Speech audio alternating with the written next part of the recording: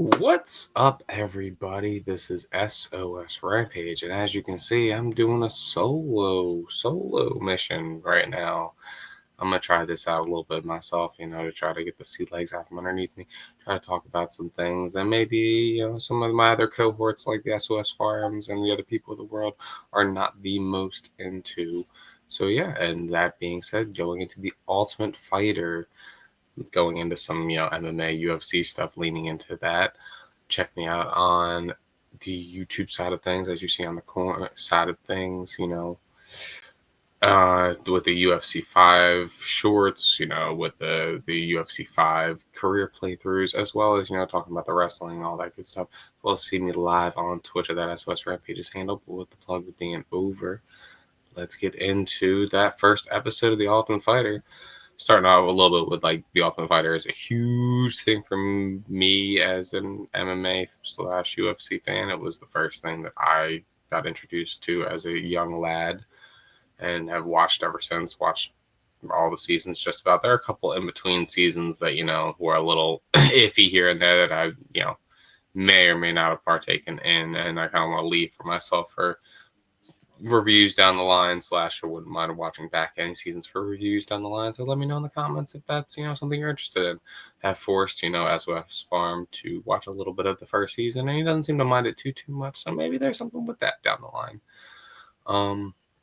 Also, let me know your favorite season, in the comments down below. I have a bunch of them. We can go over a couple of them, as the as everything goes on. I think one that sticks out to me early on is that season 5, with Nate Diaz, Gray Maynard. There was a lot of big names in that season. It was a very, very strong season. Joe Lozon, it was one of my favorite seasons as far as like the cast was, very, very strong. Obviously, like, big seasons before that, but that was one that really, really stuck out to me. I mean, obviously also, the third season with Ken and Tito, the coaches rivalry, Michael Bisping, there's a lot of good stuff in there as well. But let's get into this current season and why we're here and what we're talking about. Going off on the coaches, I mean, Daniel Cormier and Chael Sonnen couldn't be two better coaches for it. Like they kind of said in the preview for them, they both have coached before on the Ultimate Fighter, and I mean, both well-respected names in the sport. It is a little funky having them not fight, but they're both competitive enough athletes that I think it's not going to matter too much, and you can see the competitive aspect of it as well right off the bat. Would be interesting if they did some sort of wrestling match, but I also think the size difference, I don't think they could do that anyway, or some sort of grappling match, even though, since they're both retired like that. But, I'm sure, I think they're doing like tennis or something for the Coach Challenge. I'm sure they'll get it out there. They showcased a little bit of the kind of the two different styles and the things that they looked for as like the difference in their coaching styles. And I do kind of agree with kind of a little bit of Chael style, a little bit more of in the Ultimate Fighter, you're not really looking to fix anything. You're not really looking to do much with said fighter. Those fighters are going to be the fighters they are. And just trying to tweak them a little bit and accentuate their strengths and kind of hide their weaknesses as much as possible. The cast this year looks like it's a very, very fun cast. They've been really, really leaning into a diverse foreign cast lately. It used to be very, very, USA American heavy, and now it's very, very not. I mean, you only have usually a couple Americans on there usually, which is good to see. I mean, I'm going to botch a lot of the names down the line, I'm sure. These names aren't too hard on this one. But, and it seems like some out there personalities as well. I mean, the Brazilian bad boy seems to stand out, pretty early on. The two Brazilians kind of getting at it at the weigh-ins. Like I said, there's a lot of names. We'll get into it more, kind of, I'm sure, as the season goes along. I mean, like I said, that Brazilian bad boy seemed to be the standout loudmouth of the house so far. But you kind of never know with how things are going to go and what everything's going to go with it. I don't really have a early pick of who I'm looking at. It's different because they didn't fight their way in the house for me, and they don't show too much. Which I can also, taking a side note, the way that they cut the season is very, very easily dissected by I want to say not only a UFC fan but an outside fan. I would like to hear from people that aren't UFC fans that just tried watching it as a TV show, if there are any like that, of if they think it's that much more dissectable than it used to be. Like everything's very quick cut. You don't have to. There's not too much of the training. There's not too much of the lead up. It's all very condensed down than what it used to kind of be, and I kind of like that. Does give it a little bit of a different aspect of it, and it seems to keep the pace nice. And and I don't know how it's going to be obviously in the next couple episodes, but the pace in this first episode really kind of keeps up for itself and does a good job at that. They are flyweights and welterweights, which is the flyweights. Okay, definitely that makes sense. Welterweight, it's a deep division right now that we're throwing some more talent into, but Ultimate Fighter at least usually gets like one good standout, if not multiple. So we'll kind of see who comes out of both sides. They focus on those flyweights to start on this one, and they threw the number one picks right at each other right off the bat. DC won that coin toss, and he did what every season of the Ultimate Fighter I think is the mistake, and it seems like it's one that they never seem to learn from. And I don't remember if they said how the fight picks are going to go.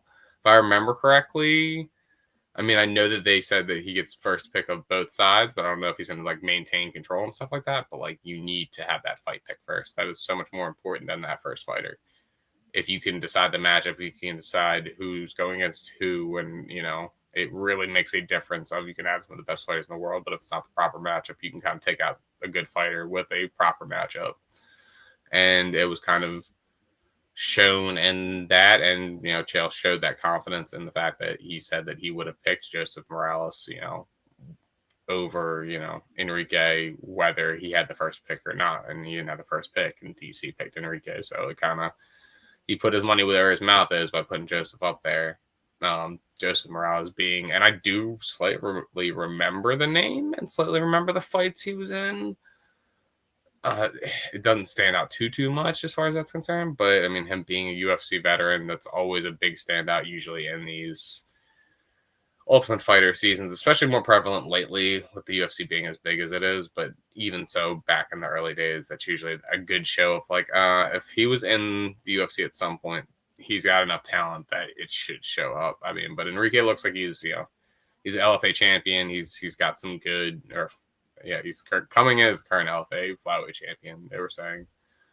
And it's going to be kind of interesting to see, and, he did throw some good shots in there.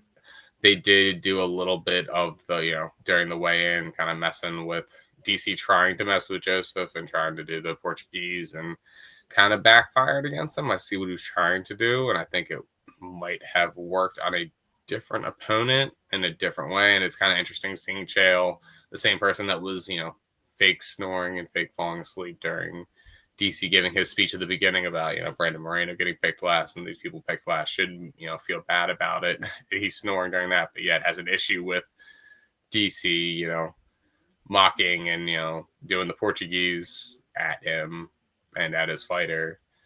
So it's an interesting turn to see Chael try to be like, oh, don't trash talk, don't be like that. But I get in a way too, because it was kind of like, you're gonna die and stuff like that.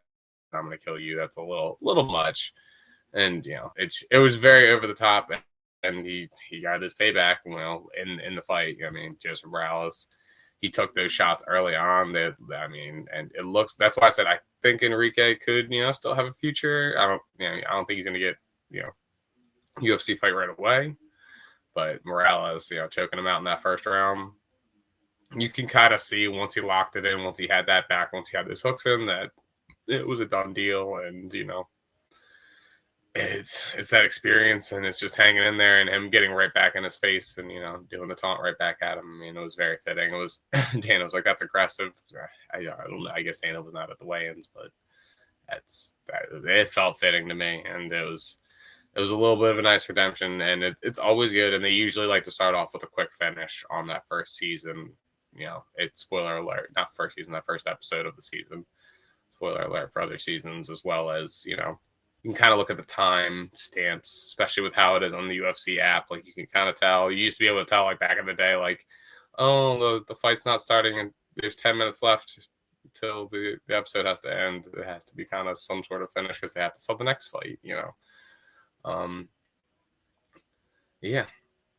It's going to be a very, very interesting season. I think going forward, the middleweights are going to be up next. If I remember correctly, it was Danilo was his name.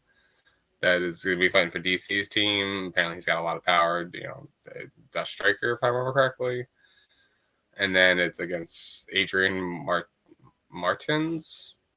So he's another Brazilian. It's another striker apparently. So it's going to be interesting to kind of see them throw down and see how that kind of turns out. I like I said, I'm really digging the way the kind of Chael's leaning into things. I do like the embrace the grind kind of mentality that DC has and the grit that he does kind of show. And I think it's going to show out eventually. And it is still early, and we kind of will see how everything goes, and where everything goes with it. But with that being said, let me know in the comments of what you thought of the episode. Let me know kind of what kind of days you kind of wanted out. You wanted out a little bit earlier, a little bit later in the week, because I kind of wanted to give people the time to watch it. I kind of wanted to do a second watch through myself because I watched it live when it came out, and then I kind of wanted to do like a calm watch through of just kind of taking everything in. So, but I more than wanted to put it out earlier in the week because I also wanted to give people time to watch it and break it down themselves. If you want to see older Ultimate Fighter reviews, I'm more than willing to do that because, like I said, it is something that I'm very, very fond of. So let me know that. Let me know who you think's going to win. Any early winners down below. I'm going to wait for things to develop a little bit because, like I said, I don't know too much about a lot of these fighters, and they don't have any fights into the house. I think if there was a fight into the house, I'd be able to give you a little bit of a prediction, but right now I'm still kind of open.